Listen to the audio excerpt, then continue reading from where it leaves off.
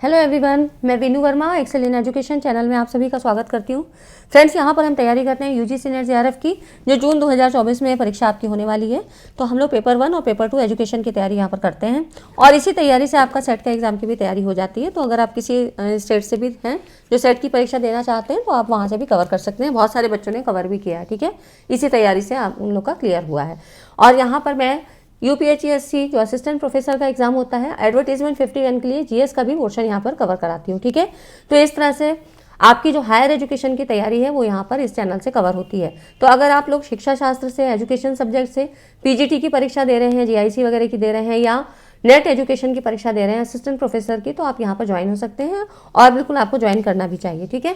Telegram को आप लोग ज्वाइन कर लें। टेलीग्राम का लिंक आपको डिस्क्रिप्शन में मिल जाता है, क्योंकि वहाँ पर मुझे कोई भी कंटेंट प्रोवाइड करना होता है तो वो वहाँ पर मैं आपको देती हूँ, ठीक है। तो इस तरह से आपकी एक बेहतर तैयारी के लिए आप इस चैनल को ज्वाइन करें, सब्सक्राइब कर लें और यहाँ आपको फ्री ऑफ कॉस्ट कोई भी कंटेंट यहाँ पर पूरा बेसिक टू एडवांस आपको यहाँ कवर कराया जाता है, ठीक है। तो आज की इस वीडियो में हम लोग बात करेंगे कम्युनिकेशन, जो कि आपकी यूनिट है। इसमें से सवाल आपके बहुत ज़्यादा अच्छे बनते हैं, ठीक है। हर बार कुछ नए सवाल आपको देखने को मिलते हैं। तो आज की वीडियो जो है लेक्चर 2 है। इससे पहले मैंने आपको इंट्रोडक्शन बताया था, उसमें कम्युनिकेशन की बहुत सारी बेसिक चीज़ें बताई थी।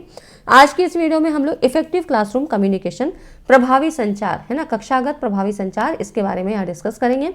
तो टेलीग्राम चैनल को ज्वाइन कर लें, सारी चीज़ें आपको वहीं प्रोवाइड की जाती हैं, ठीक है। चलिए स्टार्ट करते हैं और वीडियो को पूरा देखिएगा, क्योंकि बहुत सारे पीवाईक्यूज भी हैं जो मैंने करवाए हैं कॉन्सेप्ट को समझाने के बाद, ठीक है।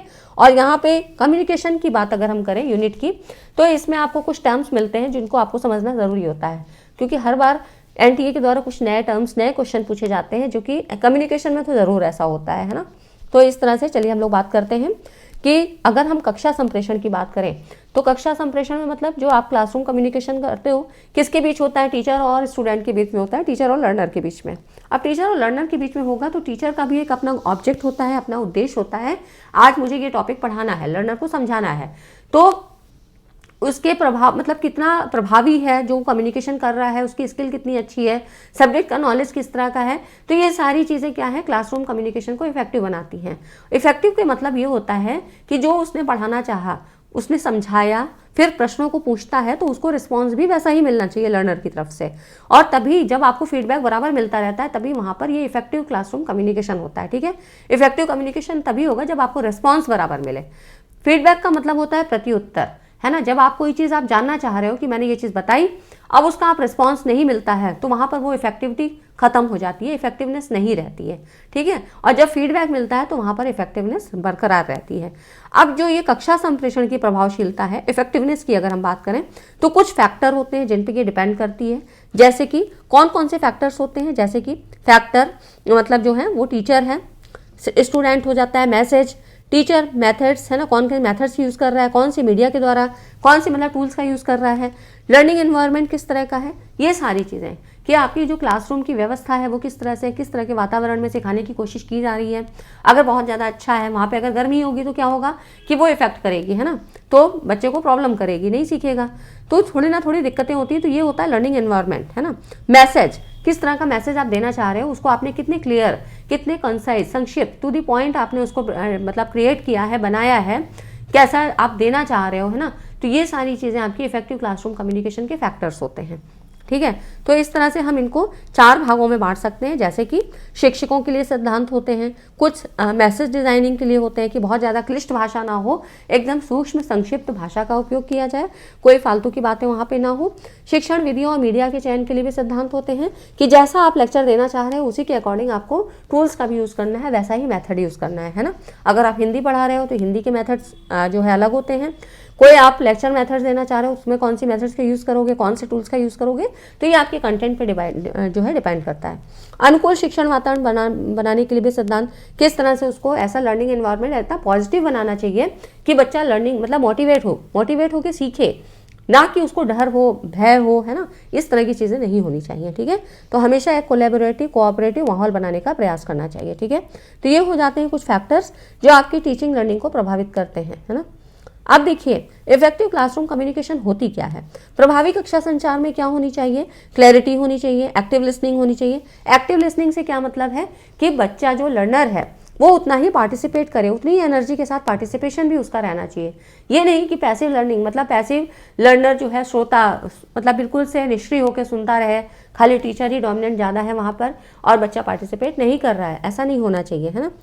एक सपोर्टिव इन्वायरमेंट होना चाहिए, वहाँ पर कोई डर या भय नहीं होना चाहिए। जो भी आप मतलब यहाँ पे कोलैबोरेशन होना चाहिए, कोऑपरेटिव होना चाहिए। कोई कुछ सीखने में प्रॉब्लम है तो आप उसको वहाँ सपोर्ट करो, है ना। सपोर्टिव इन्वायरमेंट होना चाहिए। तो इस तरह से जब आप इस तरह का वातावरण तैयार करते हो तब यहाँ पर ओपन डिस्कशन होता है, पूरी चर्चा होती है, कोई क्वेरीज होती है वो भी बच्चे पूछ सकते हैं, लर्नर जो है पूछने की वो हिम्मत रखता है ना, मोटिवेट होकर वो सीखना भी चाहता है। तो इस तरह से विभिन्न संचार विधियों का यहाँ उपयोग किया जाता है ना। तो ये हो जाती है लर्निंग स्टाइल्स जो कि हम इफेक्टिव क्लासरूम कम्युनिकेशन में यूज़ करते हैं बहुत सारी चीज़ों को, ठीक है। तो ये इसका कुछ मेथड। अब उसके बाद देखिए the 7 C's of effective communication में क्या होते हैं, वो कौन कौन से 7 C's हैं, सी है ना, सी फॉर गेट। तो कौन कौन से सी हैं जिनको कि हम इफेक्टिव कम्युनिकेशन बनाने के लिए यूज़ करते हैं। इसकी हिंदी स्लाइड भी है, आप यहाँ पर देख सकते हैं, जिसमें देखिए यहाँ पर सबसे पहला होता है क्लैरिटी। एक जो आपका मैसेज है ना वो बिल्कुल क्लियर होना चाहिए और इजीली अंडरस्टूड होना चाहिए। उसमें कोई भी ऐसे टर्म्स या कुछ ऐसी टेक्नोलॉजी या टर्मिनोलॉजी का यूज़ ना कर पाए, मतलब नहीं होना चाहिए जिनसे कि वो मतलब समझने में हमारे लिए दिक्कत करे, ठीक है। तो जो हम बताना चाह रहे हैं उसको बिल्कुल क्लियर होना चाहिए, स्पष्ट होना चाहिए और टू दी पॉइंट होना चाहिए, ठीक है। ये तो हो गई क्लैरिटी की बात। कंसाइजनेस, संक्षिप्तता, टू दी पॉइंट होना चाहिए। जो भी आप मैसेज देना चाह रहे हो, देखो हिंदी में संक्षिप्तता, स्पष्टता हो गई, संक्षिप्तता हो गई। फिर सुसंगतता मतलब रिलेवेंट, कोहेरेंस जिसको बोलते हैं। तो ये कुछ वर्ड हैं, इनको याद रखना चाहिए। कंसिस्टेंसी क्या होती है, कर्टेसी क्या होती है ना। तो यहाँ पर देखिए कोहेरेंस, इसमें make sure your ideas are logically connected for better understanding.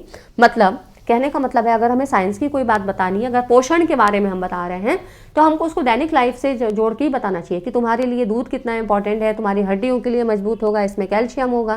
तब वो चीज़ें रिलेट करके चीज़ें समझाने में आसान होती हैं, बच्चे को भी समझ में आती हैं, है ना।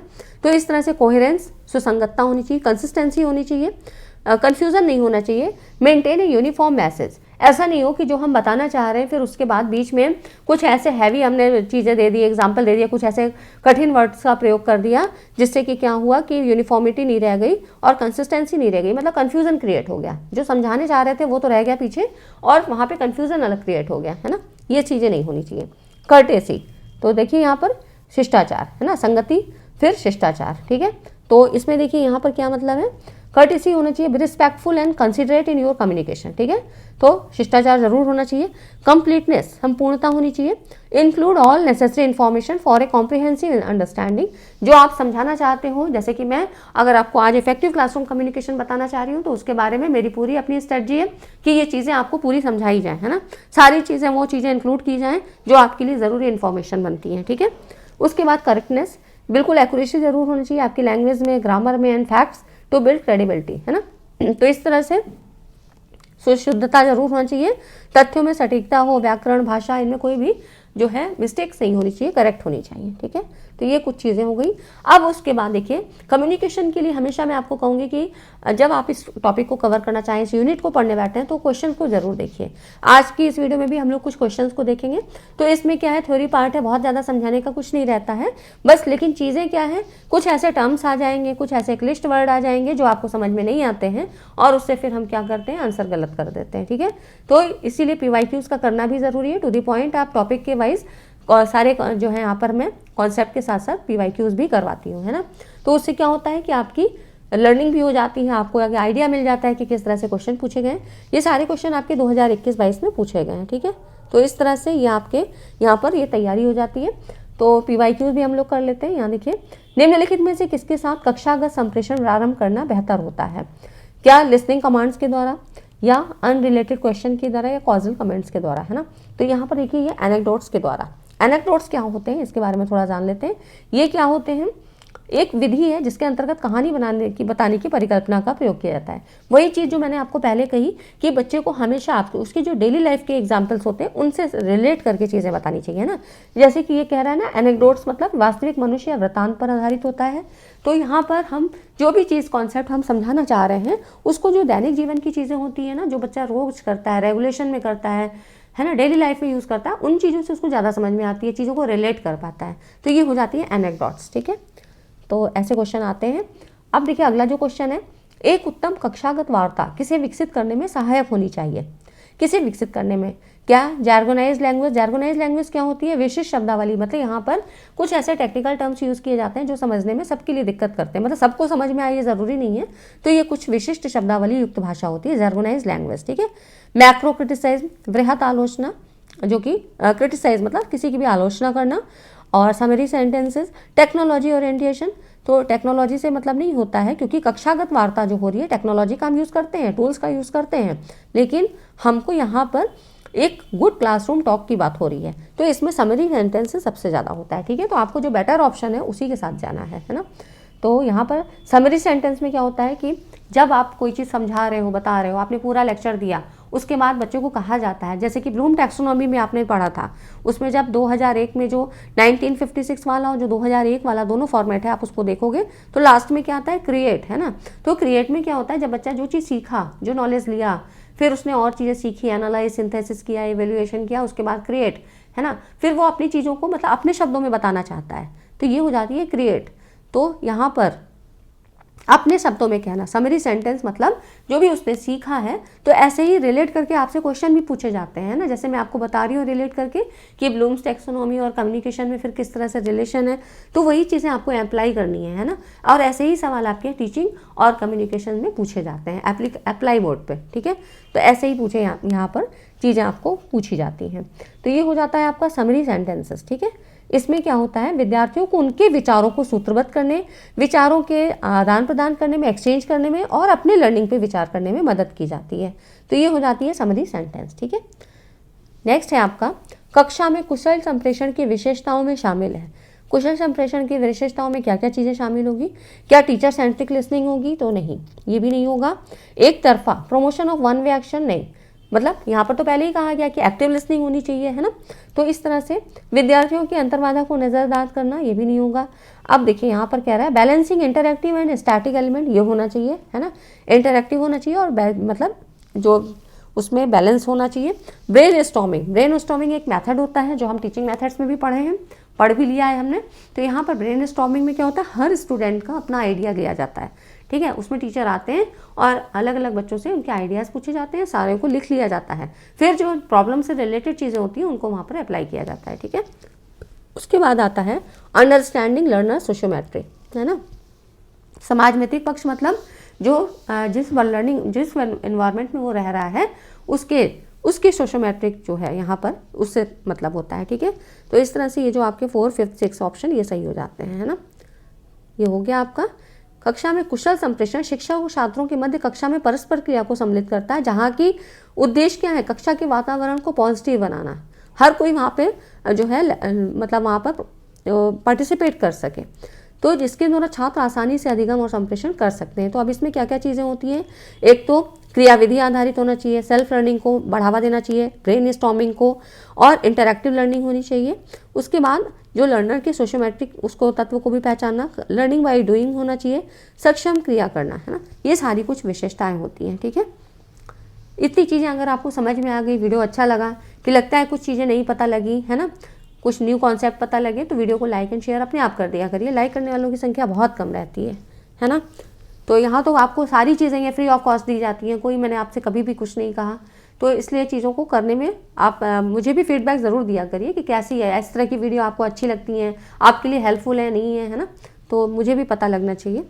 अगला जो क्वेश्चन है इसमें कह रहा है dynamics of good classroom communication involve, ये क्या क्या चीज़ें इसमें इन्वॉल्व होती हैं। तो देखिए, उदासीनता तो नहीं होगा, मोटिवेशन होगा, बिल्कुल होगा, बीइंग ऑर्गेनाइज्ड होगा, और यहाँ पर देखिए पार्टिसिपेशन, ठीक है। तो ये सारी चीज़ें आपकी इसमें देखिए ये वाला ऑप्शन सही होगा। अगर हम एलिमिनेशन की बात करें कि मैं कहूँ अगर आपको कम टाइम में सारी चीज़ें एलिमिनेट करनी भी आनी चाहिए कि कौन सा ऑप्शन आपको हटाना है, तो देखिए उदासीनता, जिसमें भी ए ऑप्शन होगा ना उसको आप हटा दीजिए, है ना। तो जहाँ जहाँ भी ए आपको दिखे तो ये कट गया, ये वाला हटा दीजिए, है ना। और इस तरह से तो यहाँ पर और कोई नहीं है ना। देखिए यहाँ पर सी सब में है तो सी तो होगा ही होगा, है ना। तो ठीक है, इस तरह से आपको एलिमिनेट करना भी आना चाहिए, यहाँ पर आप पढ़ सकते हैं। अगला क्वेश्चन देखिए, micro expression as part of classroom communication are, कक्षा में संप्रेषण की इकाई के रूप में माइक्रो एक्सप्रेशंस क्या होते हैं, अब देखिए, पहले तो मैं आपको बताऊं माइक्रो एक्सप्रेशंस क्या होते हैं जो हम कम्युनिकेशन में यूज़ करते हैं, है ना। अभी तक आपने नहीं पढ़ा होगा ये वाला टर्म्स क्या होता है। तो micro expression are fleeting facial expression, fleeting, ठीक है। ये क्या है, चेहरे के ऐसे भाव होते हैं जो क्षणभंगुर मतलब कुछ देर के लिए आते हैं और अनजाने में भावनाओं को प्रकट करते हैं।